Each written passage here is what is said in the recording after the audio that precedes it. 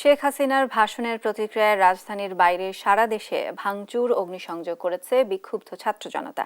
বিস্তারিত জানাতে জামালপুর ও নেত্রকোনা থেকে সরাসরি যুক্ত হচ্ছেন সহকর্মী ইমরান মাহমুদ ও জিয়াউর রহমান। ইমরান, এখন কি পরিস্থিতি বিরাজ করছে সেখানকার, বিস্তারিত নিয়ে জানাবেন। জি, শাহিনী, আপনি যেমনটা বলছিলেন, আমি এই মুহূর্তে দাঁড়িয়ে আছি যে বাংলাদেশ আওয়ামী লীগের সাংগঠনিক সম্পাদক মির্জা আজমের বাড়ির যে প্রধান ফটক এইখানে। তো গতকালকে এখানে কিন্তু বিক্ষুব্ধ ছাত্র জনতা এখানে কিন্তু এই বুলডোজার কর্মসূচির অংশ হিসেবে তারা কিন্তু এখানে এই বুলডোজার নিয়ে কিন্তু তারা এই ভাঙচুর করে এবং অগ্নিসংযোগ করে তারা বিক্ষোভ করে। এবং অপরদিকে যে অভিনেত্রী এবং চলচ্চিত্র নির্মাতা মেহের আফরোজ শাওন, তার বাড়িতে কিন্তু বিক্ষুব্ধ জনতা কিন্তু হামলা করে এবং অগ্নিসংযোগ করে।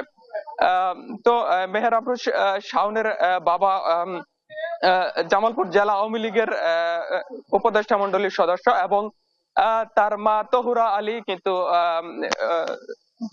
1996 থেকে টানা আওয়ামী লীগের আমলে টানা 2 মেয়াদে কিন্তু তার মা সংরক্ষিত আসনের সংসদ সদস্য ছিলেন।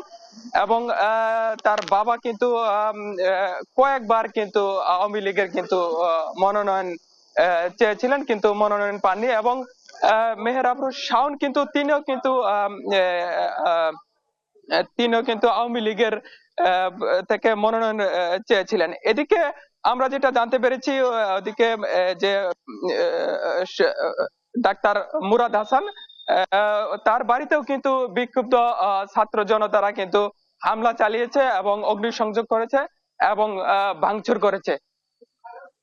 আহ, আপনি আমি আমি যেমনটা বলছিলাম, যে মির্জা আজমের বাড়িতে কিন্তু আহ, তারা এই বিক্ষুব্ধ ছাত্র জনতা গতকাল রাতে কিন্তু ভাঙচুর করেছে। এবং পরে কিন্তু আবার এই যে বৈষম্য বিরোধী ছাত্র আন্দোলনের যে নেতাকর্মী আছে, তারা কিন্তু এসে বাধা দিয়েছে এবং ভাঙচুর করতে দেয়নি।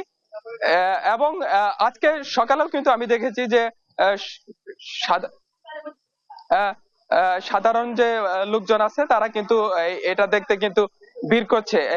এই ছিল জামালপুর থেকে আমার কাছে সর্বশেষ, শাইনা।